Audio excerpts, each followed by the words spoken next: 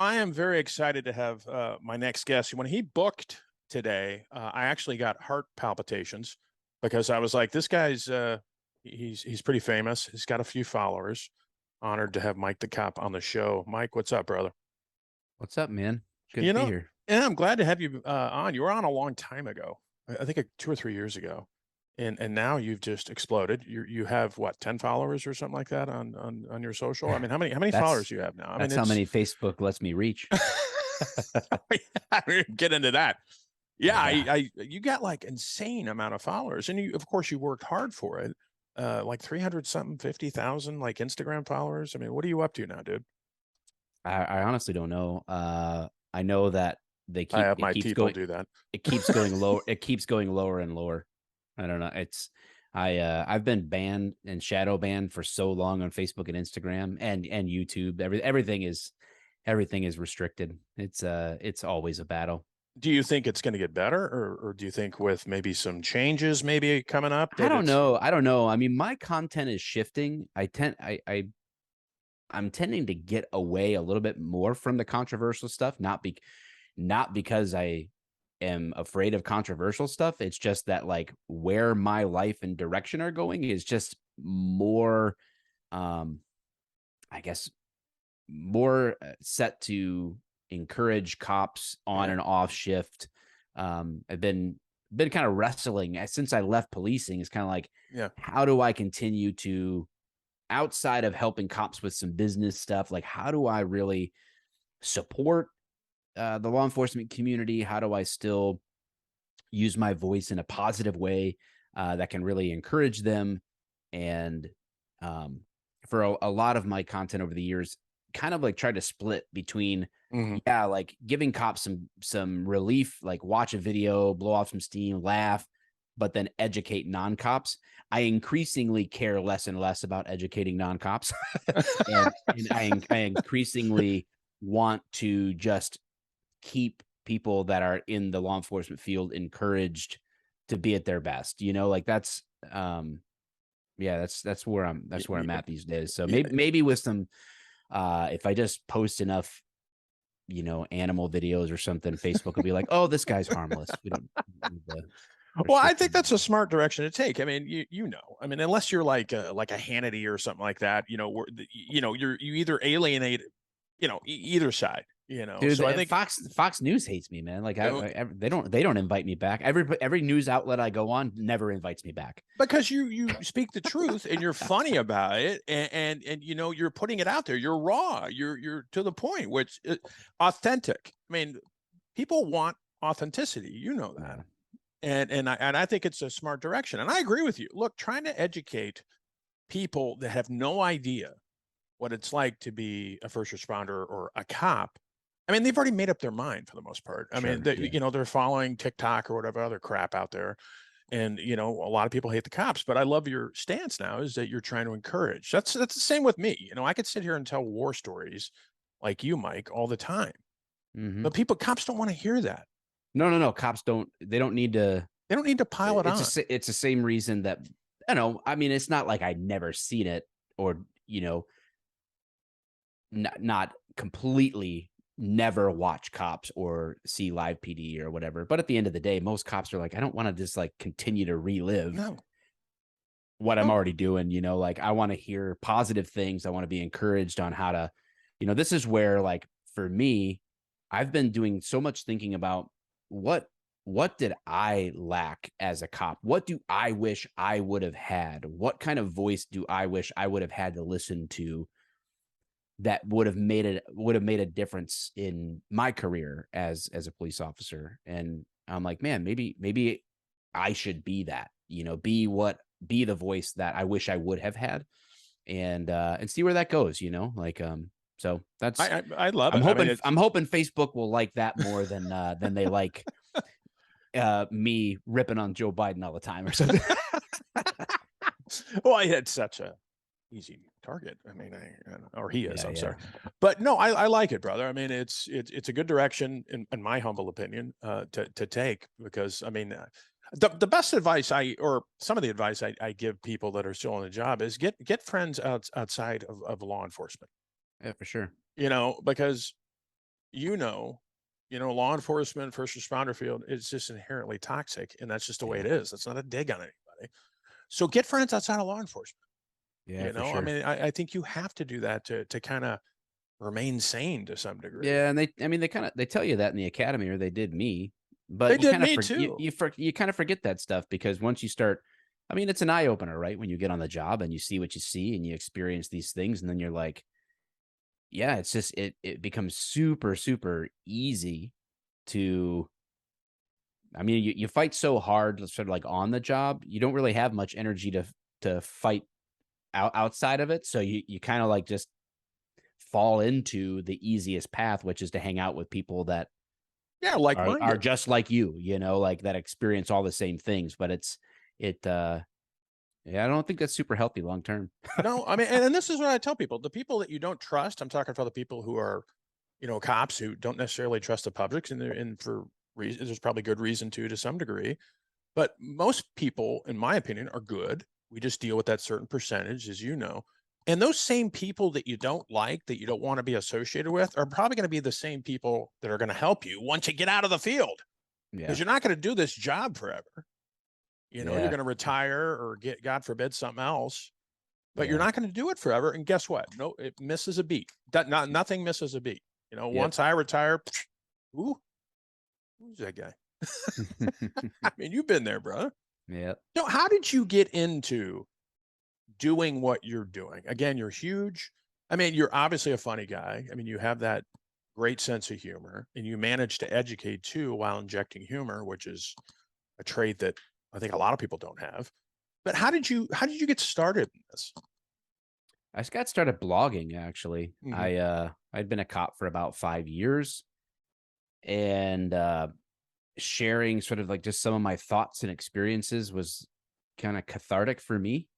And I just started putting it out there. And then that led to connecting with another blogger at the time.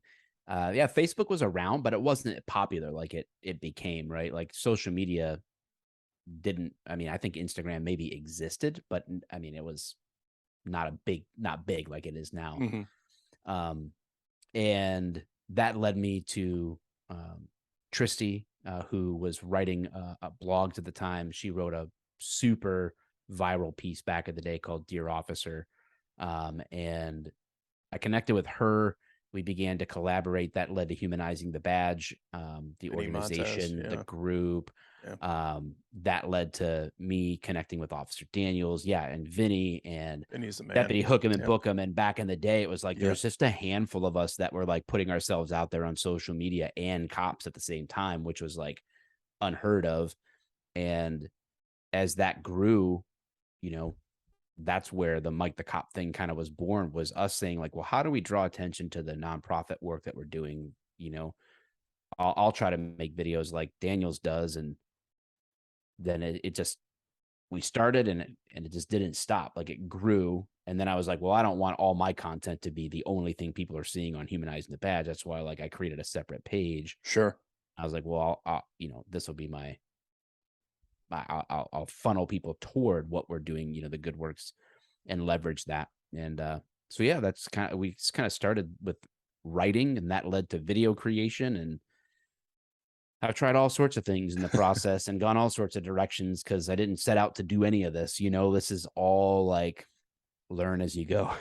But do you believe that, like, you're here for a certain reason? I mean, there's a reason why you took the path you did, because I do. I mean, I think there's. Well, I mean, I think that I understand what I'm good at and gifted at, and Yep. how I want to use that. Like for me, I know that sort of like my gift, my overall passion and skill set drives me to communicate truth in a way that changes people's lives. Yeah. Like I love to communicate, and that's where I feel like I'm me. So for me, whether I'm helping cops learn how to do social media and grow a relationship based real estate business, or I'm making a YouTube video, whatever it is that I'm doing, or I'm podcasting or whatever, on the outside, people may see me doing, oh, he does so many different things. And from my perspective, I'm really only trying to do one, which is communicate. Yeah.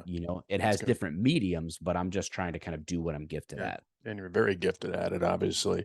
Now, when you were doing this, Mike, when you were on the job, because you were on the job when you started this, what was the reaction of department members? Because you're getting all this attention, you're growing. I mean, what was the reaction? Were people giving you shit? Were people like encouraging you? I mean, because I know how cops are. I got shit in good ways. I don't really, to my knowledge, nobody that I worked with who knew me, had, they give me shit over stuff. But Yeah. I mean, a lot of them were in videos with me, it was fun, Yeah. I was just really, really blessed, but I didn't start Mike the Cop until like February of 2016. Yeah. So from the spring of 14 till almost the spring of 16. So 2 years of content just working for Humanizing the Badge. I wasn't making money. I was just giving my time and my energy to something that I believed in. And my admin saw that, so I think that they knew what my passion or purpose was in it. It wasn't for me to just be about me per se. So when I decided that I would like do this Mike the Cop thing and really put videos out there, I got permission, right? Like I made sure I follow our social media policy the best I could. And I was just blessed with a really awesome director of public safety at the time who gave me a lot of rope to hang myself with. And, and it worked, until later on toward like right when I was leaving, there was some gears that were starting to grind. But it never like came to a head. It was like, I was leaving at the right time and everything worked out. Yeah. I mean, everything works out for a reason, man. So much going on in the law enforcement field, brother. I know you talk to tons of people out there every day, law enforcement officers. What do you see happening in the law enforcement profession going forward? I know that's a broad question, but I mean, we're struggling with a lot, I mean, the anti-cop movement, officer morale, health and wellness. I mean, do you think it's going to get better? I mean, do you think we're kind of, I mean, there's a reason. I think it can get better. The public perception thing, that's always going to be a forever pendulum. Sure. So I'm not, I don't think that's our biggest problem. I think our biggest problem is honestly just spineless leadership that are more committed to their politics than they are to their people. I mean, so it's a fixable problem. And enough people will quit where eventually. Well, I mean, having enough people quit already. I mean, they're dropping like flies, man. I don't blame them one bit. I don't blame them one bit. I'm one of them. Yeah, and so am I. I mean, I guess at one point, do you say, all right, we're losing good people, a lot of experience going out the door. We're not getting the people recruited. We're not getting the people, quality candidates coming in to become cops anymore. And it's not just cops, it's the fire service, it's everybody. Yeah. At one point, do you say, all right, we got to change our way of thinking and we got to do things different? And to your point, I think it is spineless leadership. And I think some departments are better than others, but we have to do something. I mean, it's getting out of hand. It has been out of hand. I mean, 40% of first responders out there suffer from addiction or mental health issues, and that's the number we know about. Yeah, it's crazy, man. It's nuts. So it's changeable. It's a fixable problem through leadership, and hopefully that as time goes on, that's recognized. And hopefully it'll be driven by the public demand for better communities. Like just not accepting the nonsense, but it starts with leaders that have a backbone and will not bow to the political pressures of our time. And absolutely. And that'll be a start. I mean, there's some legislative things that I think we need to lobby for or understand. Like there's a lot to it. And I think the whole profession as a whole needs an overhaul. Humans are not designed to do this job for 25 or 30 years. That's really dumb. It's really stupid to do that to human beings. we're just not made for that. No. A full career, yes, could be done if we restructured things, but on the road for that long, absolutely not. And there's many people out there doing it. Absolutely not. It's one of the most terrible things you could do to a human being, and there's a reason that most cops die in their 50s. Oh yeah, like, that's true. We're literally working these people to death, and it's unacceptable, really, as a society. So this is some of the things that, like, man, I hope that I can kind of shift and advocate for, and making people laugh is one thing and all that, but it's kind of like time to get real, time to start communicating for a change. Absolutely, it all starts with communication, good and effective communication. Yep. Now, if you were to advise, I'm sure you get this question a lot, Mike, but I'm going to ask you anyway. If you were advising somebody who is looking at getting into the first responder field, say a cop, what would you advise them, or what have you told them? Somebody comes to you and says, "Hey, Mike, I want to be a cop." Yeah, I mean, I would say it really does need to be like a fire in your belly. Like, you need to really want to do this, because it's gonna take that to hold on to it at a slow burn, because you're in for a treat when you get in, so you got to really want to do it. And then I would say just have another plan as well. Yeah. An exit strategy. Yeah. Have plans. Don't be married to the job, but then I would choose your department very, very carefully. I would 100% never, under any circumstance, go into a leftist Marxist city and be a cop. I just wouldn't do it. You're setting yourself up. You are setting yourself up for failure. Go to a rural area that has long-standing support of their law enforcement officers. Choose wisely. Like, if you're making this as a career move, then you need to think about it as a career move, not as like a convenience move. Because if you're like, well, it's just closer to do this, to do the job, you're going to be really disappointed. Yeah. Because you will quickly learn that you're going to spend more time being worried about what you're doing than actually doing it. And you need the environment that's going to be fully supportive from leadership down and community across. Like, you're going to benefit much more from that. So if you're not willing to like go to those places, then I would advise against it. Yeah, and there really is no reason to not do research in the age we live in with information and internet. Go on ride-alongs. Talk to the line officers. They're the ones that'll give you the no BS. Yep, absolutely. Absolutely. Don't talk to the brass. I mean, I'm not saying anything's wrong with the brass, but they're going to, sugarcoat it. I mean, talk to the people who are actually on the street. Yeah. 100%. So talk about, you're heading down to Florida at the end of October. FHE Health, the first responder pause. We're excited to have you down there, Mike. You going to give us some comedy or what? I'm just the MC. I don't know. I don't see. That's not like, I don't do stand up like or anything. I just I'm not really a comedian. I'm just a sarcastic guy. So sarcasm. We'll see. We'll see if they. Yeah, we'll see if they invite me back ever again, or they will regret their decision. I don't know. Well, we're excited to have you down there, and that's the first annual first responder pause luncheon down in Fort Lauderdale, sponsored by FHE Health. We'll have that linked up in the show notes. And you mentioned really quick, I mean, sarcasm and humor. That's so important in law enforcement, not to try to minimize, the sorrow and trauma we see, but you have to laugh. I mean, you have to have that sense of humor, right? Yeah. You'll want to get that real quick. And I remember, I mean, with my ex-wives, that's probably why they're at my ex-wives. You'd tell jokes and something, these cop humor, and they're like, oh. I'm like, well, we're just cops. We joke about. Yeah, but it's a different kind of humor, Mike. You know that. Yeah. Fortunately, I already had a demented sense of humor before the job, so I was just me, And then you get among people, like-minded people, and it just kind of I felt right at home. Gross. Yeah. I love it. You guys are a bunch of smartasses. Thank you.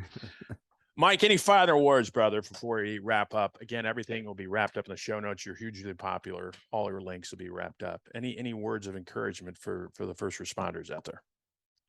Yeah, man. I mean, if you're in the job and you're committed to it, you're doing something noble. Don't let anybody tell you any different.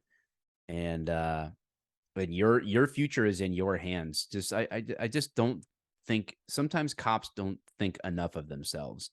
And you can choose a career path that you want. It just depends on what you want. You have to define that and know what that is.